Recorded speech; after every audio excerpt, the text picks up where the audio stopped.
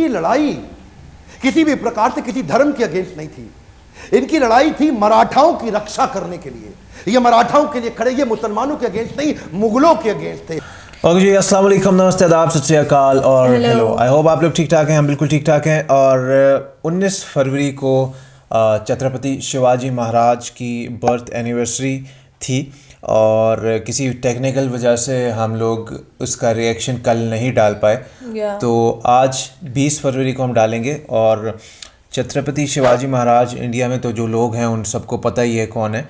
तो great warrior और Maratha empire के फाउंडर। और हम इस वीडियो को देखेंगे, विवेक बिंद्रा ने जो बनाई है और इसमें केस स्टडी लिखा हुआ है यहाँ पर छत्रपति शिवाजी महाराज। और इसमें हमें ज़ाहिर सी बात है और जो हम नहीं जानते वो जानने को मिलेगा और इन्फॉर्मेशन बिल्कुल मिलेगी, नॉलेज जो है वो बढ़ेगी। और उनकी जो बर्थ एनिवर्सरी है वो मेनली जो मैंने पढ़ा है महाराष्ट्र में उसको मनाया जाता है। तो आइए इसको देख लेते हैं, देखने के बाद हम लोग इस पे बातचीत करेंगे। Stay with us.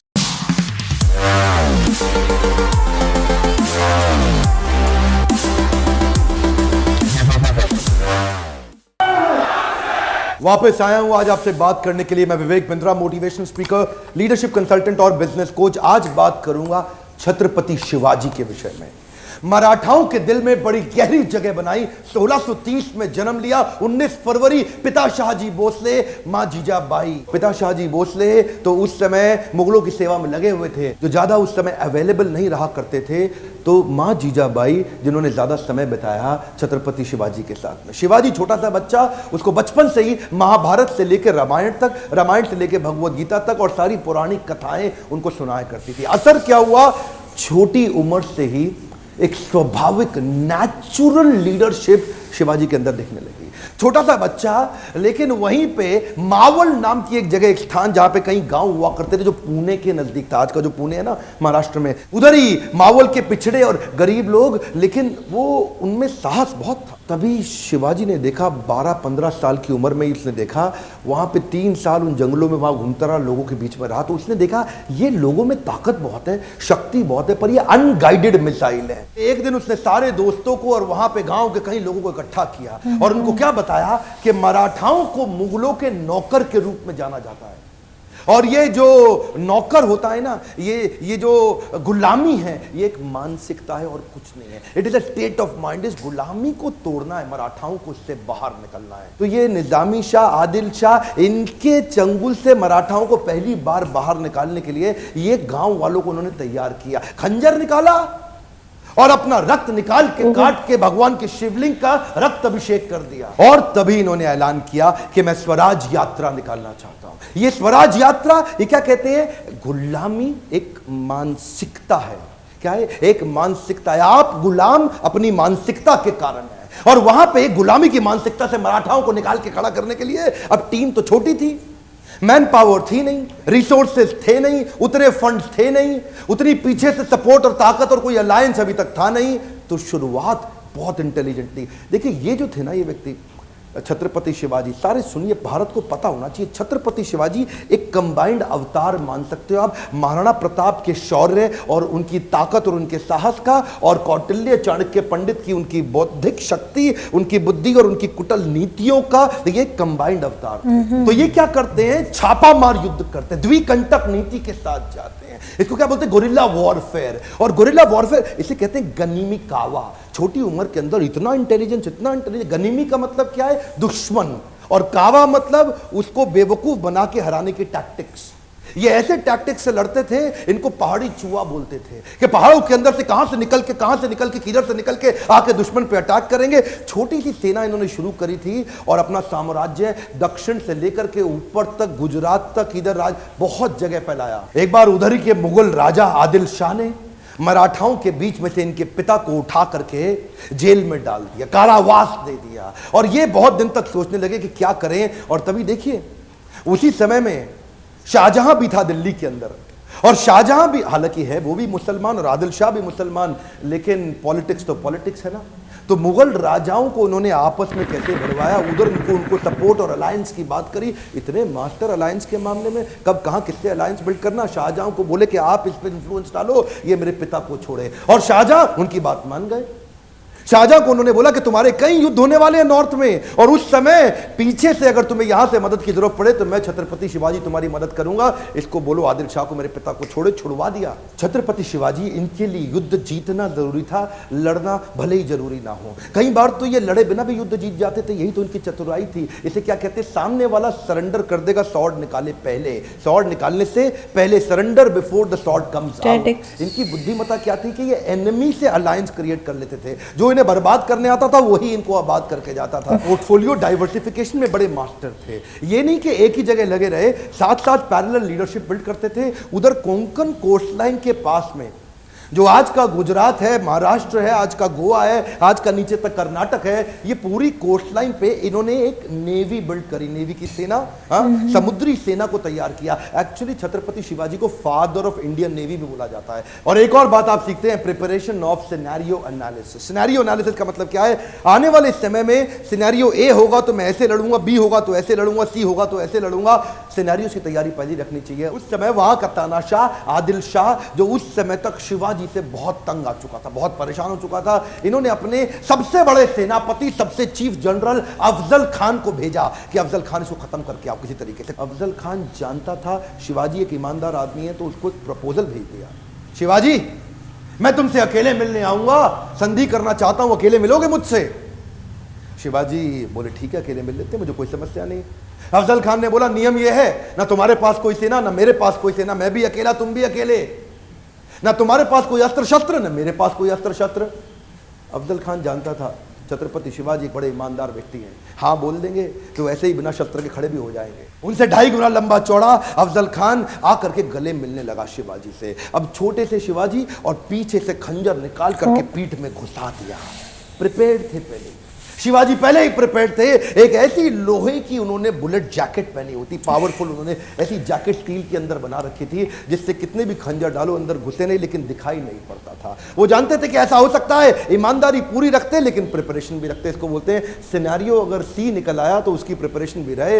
हाथ पीछे से खींचा और उनका सिंह नख बाहर निकल आया, और वो जो सिंह नख नाम का उनका जो चाकू होता है ना, वो चाकू शेर के पंजे जैसा इतना सॉलिड कि उसको घुसाया पेट में, अफजल खान का किडनी वहां से बाहर निकाल दी फाड़ के। और यहां रुके नहीं, इसको मारते ही अब इसकी सेना का पूरा मनोबल तोड़ दिया, उनकी मानसिक दिशा को कमजोर करके उनका प्रतापगढ़ किला जीत गए। सबसे बड़ी लर्निंग एक और है, पहले तो प्रिपरेशन रखो पूरी वर्स्ट के लिए, और उसके बाद अगर जीत गए या हार गए उसको अपने ऊपर हावी मत होने दो, अगले के लिए चालू कर दो। अभी इतनी बड़ी जीत मिली कि ये नहीं कि मतलब अब जाके बैठ के आराम करें जी, बहुत बड़ा किला जीत गए, बहुत बड़ा किला जीत गए। 18 दिन के अंदर अगला किला पनहल का, फोर्ट ऑफ पनहल, उसको भी कैप्चर कर लिया। अच्छा, एक हारने का उदाहरण भी देखिए, मिर्जा राजा जयसिंह उस समय हुआ करते थे।